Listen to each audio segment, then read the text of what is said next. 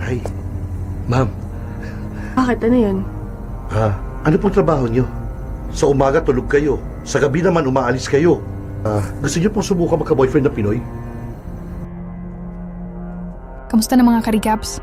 Ako ulit ito ang inyong certified marites sa pelikula. Eto na naman tayo. Kaya relax lang, wag ma-stress. Kasi ako na bahala magkwento ng latest na kalat movie recap.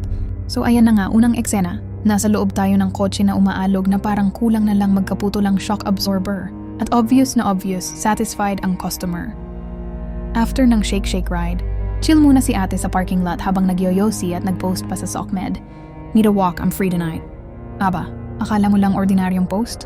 Boom! Sunod-sunod ang chat kasi trending at in demand pala si ate sa lugar. Parang buy one take one sa grocery. At bigla naman pumunta na siya sa meetup place. Siyempre bago ang lahat, business-minded si ate. Money down muna, baka scammer ka ha? Aba, parang Lazada seller lang, secured payment bago i-deliver ang item. Naglabas agad ng pera si kuya, kaya tumakbo si ate sa CR para mag-ready. Pero wait lang, may special guest. Dumating ang isa pang babae, at dun na naganap ang Battle of the Decade. Parang wrestling match na walang referee. Pag uwi, bagsak si ate sa kama, parang zombie sa sobrang pagod. Pero teka, hindi pa tapos. Kahit lutang na. May dumarating pang notifications. Biglang dumating pa sa bahay niya ang isang lalaki, diretsong pasok sa kwarto, parang may duplicate key. Nagulat si ate lalo na nung may tumawag sa cellphone.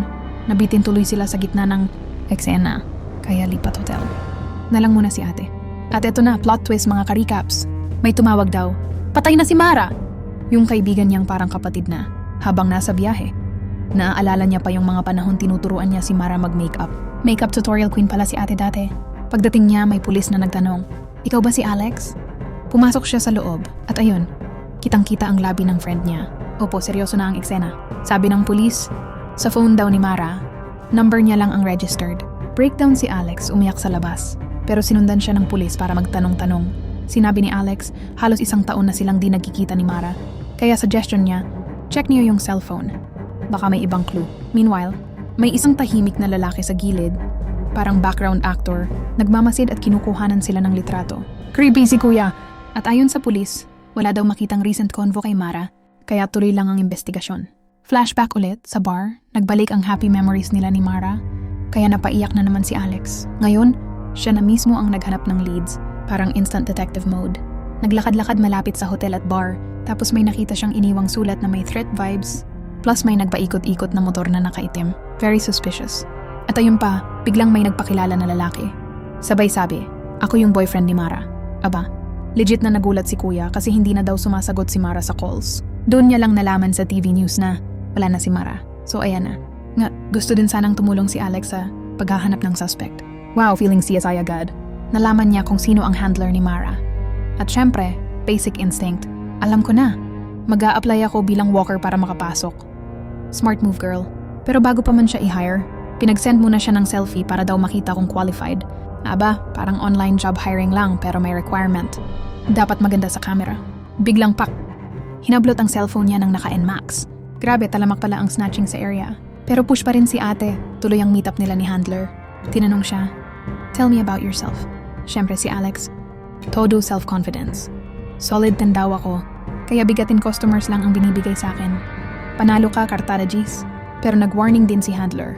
Ingat ka, may isang worker akong napatay. At doon na-realize ni Alex, kilala niya yung tinutukoy. Sabi naman ng handler, huwag ka mag-alala. Personal issue yun ni Mara. Pasaway kasi. Habang ganap ito, ayun si kuya naka-NMAX, parang CCTV sa kalsada, lagi lang nakasunod. Naalala tuloy ni Alex ang huling away nila ni Mara. At guess what? Si Mara pala may 2 customer sabay. Grabe, productivity level 200%. Fast forward, night shift na ni Alex under her new handler. Sa bar nakatagpo siya ng gwapong customer, introducing si Bogart. Aba, chemistry is real, may eye-to-eye contact pa. Pero syempre, drama mode ulit. Sa kwarto, napaiyak na naman si Alex kasi naalala niya si Mara. Lumabas siya, may nakita pang pataka na naiwan sa gate. At sa loob nito, may buhok na naka-plastic. CSI mode ulit si Alex. Kaya nag-ipon siya ng buhok ng mga customers niya at pinadala sa ex ni Mara na may alam sa forensic. Pero sad news mga besh, negative lahat ng resulta. Kaya sabi ng ex, stop na yan. Ako na bahala. Pero si Alex, matigas din. Hindi ako titigil hanggat di ko nahahanap ang salarin. Biglang may threatening text si Alex. Kaya nag-report siya kay Joel, ang ex ni Mara. Sabi ni Joel, Delikado ka, pati handler mo, patay na rin. Kaya para safe, tumira muna si Alex sa bahay ni Joel. Libre board and lodging, may libre pang service. Meanwhile, sa presinto, may natanggap na parcel si pulis galing Shopee. At guess what, si Alex ang nagpadala. Samantala sa inuupahan ni Alex, si Manong landlord nagtataka. Ma'am, anong work nyo? Tulog kayo sa umaga, gising sa gabi. Call center agent ba kayo? O baka may afam kayo? Gusto nyo ba ng Pinoy boyfriend? Grabe si Manong. Matchmaking pala ang side hustle. Biglang nag-text si Joel. Gusto raw makipagkita. Kaya walk-walk exercise muna si Alex habang naghihintay. Pero boom! Dumating ang puting van at tinukot siya. Siyempre, heroic mode si Joel. Sinundan niya hanggang parking lot. Doon, may matabang lalaki na kaitim na akala niyang boss.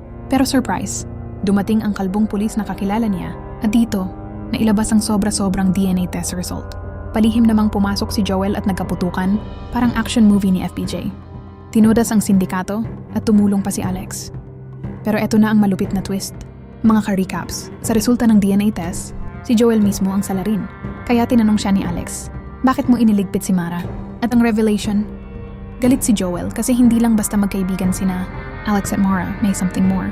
Ayan na, selos is real pala ang motibo. Tumakbo si Alex, hinabol siya ni Joel. Pero buhay pa pala si kalbong pulis. Pak! Pinaputukan si Joel malapit sa hagdan. At doon natapos ang lahat. Kaya mga ka-recaps, moral lesson. Huwag maging seloso at huwag basta magtiwala sa naka-NMAX. At syempre, stay safe sa Sogo, gamitin ang Suki card wisely. Hanggang dito na lang mga besh. Next time ulit sa ating Kalat Recap,